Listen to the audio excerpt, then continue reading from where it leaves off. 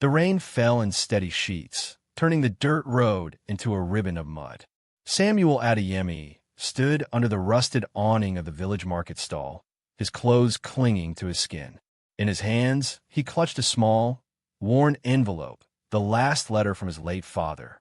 In that letter, his father had written only one request. "Take care of your mother. Promise me, Samuel, no matter how hard it gets, you will never abandon her." Samuel had promised. He had meant it then. But life in the city had a way of softening old vows. After moving away for work, he sent money for a few years until promotions came, new friends called, and the glittering nightlife of Lagos pulled him further from the dusty little village. 3 years passed before Samuel returned. He didn't come because he missed home. He came because of a business trip nearby. He told himself he'd just check on Mama for an hour. When he reached the small mud brick house, the door was ajar. The living room was almost bare, just one chair and a fraying mat. The smell of damp earth clung to the air.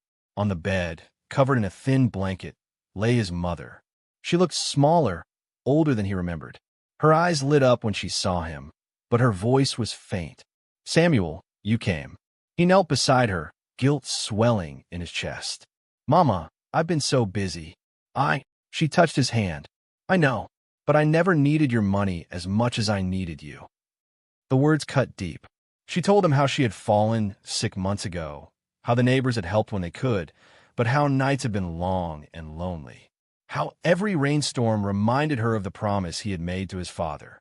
"I waited, Samuel," she said, a tear slipping down her cheek. "I waited because you promised."